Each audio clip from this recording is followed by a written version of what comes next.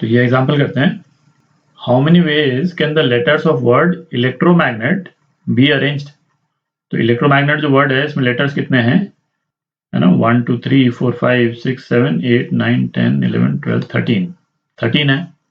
अब इसमें क्या है, यदि कोई लेटर्स रिपीट नहीं होते तो अपना आंसर जो है स्ट्रेट फॉरवर्ड हो जाता, 13 फैक्टोरियल हो जाता अपना आंसर।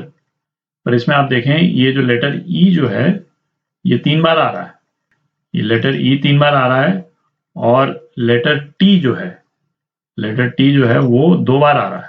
ठीक है, ये लेटर्स रिपीट हो रहे हैं। तो इन लेटर्स के रिपीट होने के कारण इम्पैक्ट क्या पड़ेगा इस काउंटिंग पे, है ना, उसको देखना है अपने को।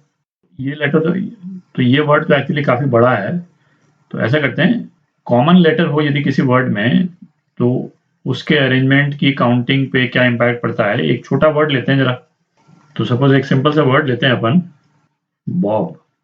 ठीक है, तो ये 3 लेटर वर्ड है।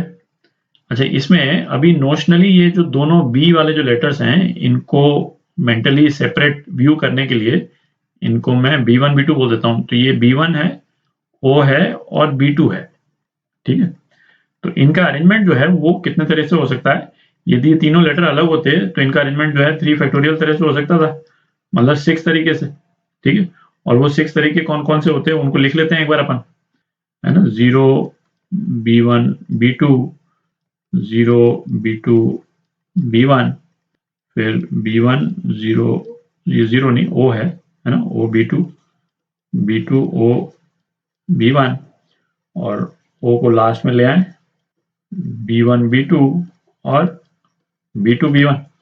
यदि तो B2 B1 जो है वो सेपरेट लेटर्स होते तो ये 6 अरेंजमेंट बनते अपने। ठीक है, बट अब आप देखें B1 और B2 तो एग्जैक्टली सेम है, तो इसका मतलब क्या हुआ कि जो ये वाला ऑप्शन है और ये वाला ऑप्शन है, ये दोनों ऑप्शन तो एग्जैक्टली सेम हो गए, है ना। B1 B2 और B2 B1 को रिवर्स करने से कोई डिफरेंस नहीं आया, तो ये वाला जो ऑप्शन है वो रिड्यूस होके कितना हो गया, एक ऑप्शन रह गया केवल। इसी तरह से ये दोनों ऑप्शन भी रिड्यूस होकर के एक ऑप्शन रह गया, और ये दोनों ऑप्शन भी रिड्यूस होकर के एक ऑप्शन रह गया। ठीक है, तो हमारे नंबर ऑफ अरेंजमेंट जो है वो कितने रह गए, 3 ही रह गए। ठीक है, तो इसमें हम देखें हो क्या रहा है कि ये जो 2 ऑप्शन है ना, ये वाला ऑप्शन और ये वाला ऑप्शन, इसकी जगह एक ही ऑप्शन काउंट हो रहा है। ठीक है, और B1 और B2 को इंटरनली अरेंज करने का तरीके भी कितने हैं, 2 हैं। तो 2 ऑप्शन की जगह एक ही ऑप्शन रह गया। ठीक है, तो 2 ऑप्शन जो है वो एक ऑप्शन के रूप में काउंट हो रहा है। तो हम क्या बोल सकते हैं कि ये अरेंजमेंट करने के जो तरीके हैं वो कितने से रिड्यूस हो गए, कितने फैक्टर से रिड्यूस हो गए, 2 फैक्टोरियल से रिड्यूस हो गए। क्योंकि 2 फैक्टोरियल क्या है, B1 और B2 को इंटरनली यदि हमको अरेंज करना हो तो हम 2 फैक्टोरियल तरीके से कर सकते हैं। ठीक है भैया, आप एक और एग्जांपल यदि हम लें, तो यदि 3 B's होते और एक O होता, ठीक है, तो यदि केवल पहला वाला केस यदि अपन लेते तो O जो है फर्स्ट पोजीशन पे, है ना, और B1 B2 B3 ये होता। यदि तो लेटर सेपरेट होते तो ये होता, बट अब क्या हो गया कि कौन कौन से लेटर्स जो हैं वो सेम काउंट होंगे।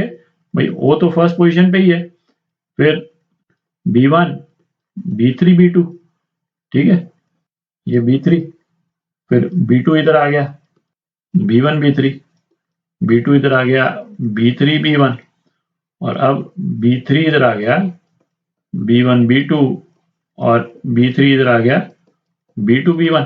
ठीक है, इस वाले केस में ये इतने ऑप्शन जो हैं वो एक ऑप्शन के रूप में काउंट होंगे। कितने ऑप्शन है ये, 6 ऑप्शन है। 6 ऑप्शन एक ऑप्शन के रूप में काउंट हो रहे हैं, और B1 B2 B3 को इंटरनली अरेंज करने के तरीके कितने हैं, 3 फैक्टोरियल, जो कि कितने हो गए, 6। तो इस वाले केस में क्या होगा, यदि तो ये चारों लेटर सेपरेट होते तो हम इनको 4 फैक्टोरियल तरीके से अरेंज कर सकते थे, बट चूंकि B जो है वो कॉमन है, 3 B's हैं अपने पास में, तो ये 3 फैक्टोरियल तरीके से डिवाइड हो जाएगा। तो अपने पास में इनको अरेंज करने के तरीके कितने रह गए, केवल 4 ही रह गए। ठीक है, और वो ऑब्वियस भी है भाई, इस वाले केस में क्या होगा, O जो है वो फर्स्ट पोजीशन पे रहेगा, है ना, दूसरे वाले ऑप्शन में सेकंड पोजीशन पे रहेगा, फिर थर्ड ऑप्शन पे 3rd पोजीशन पे और 4th पोजीशन पे, और इन पोजीशंस में बीस की जो बाकी जो पोजीशन है वो तो सेम ही काउंट होगी क्योंकि बी तो सेम ही है, ठीक है। तो इसका मतलब ये निकला कि यदि किसी भी सेट ऑफ लेटर्स को यदि हमको अरेंज करना हो, ठीक है, तो अब थोड़ी जगह बना लेते हैं और ये जो क्वेश्चन है उसको कर लेते हैं। तो ये जो अपन ने डिस्कशन किया उसका रिजल्ट ये निकला कि यदि अपने पास में कोई वर्ड है या सपोज अपने पास में n लेटर्स हैं, ठीक है, और उन n लेटर्स में से m लेटर्स कॉमन है, सेम लेटर है, सिंगल लेटर, और n m एक और कोई मान लेता हूं p लेटर्स भी कॉमन है। ये नंबर है, नंबर ऑफ लेटर्स। तो मतलब एक एग्जांपल यदि कॉन्क्रीट लें तो है ना 10 लेटर्स हैं अपने पास में, जिसमें से 2 लेटर्स तो कॉमन है, ठीक है, 2 लेटर का एक ग्रुप कॉमन है और 3 लेटर्स का एक ग्रुप कॉमन है, ठीक है। तो इनको अरेंज करने के तरीके क्या हो जाएंगे, 10 factorial upon 2 factorial into 3 factorial, ठीक है।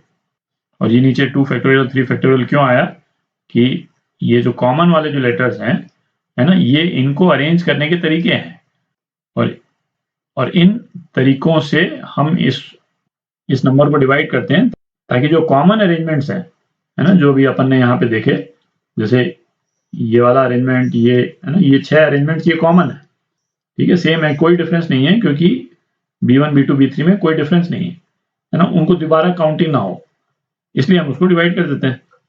तो अब इलेक्ट्रोमैग्नेट में देखें हमारे पास में 13 लेटर्स हैं, तो है ना, इन 13 लेटर्स को अरेंज करने का ये तरीका हो गया। अच्छा, अब इसमें ई जो है वो तो 3 बार आ रहा है, तो 3 फैक्टोरियल ये हुआ, और कौन सा लेटर आ रहा है 2 बार, टी जो है, ठीक है, टी जो है वो 2 बार आ रहा है, तो 2 फैक्टोरियल। तो इतने नंबर ऑफ वेज से ये इलेक्ट्रोमैग्नेट वाला जो वर्ड है इसको हम अरेंज कर सकते हैं। तो अगले वीडियो में ऐसा करेंगे, एक सीटिंग अरेंजमेंट वाला है ना एक क्वेश्चन और कर लेंगे, है ना, और उसके बाद में फिर अपन परम्यूटेशन के नोटेशन वगैरह में है ना डिटेल में जाएंगे।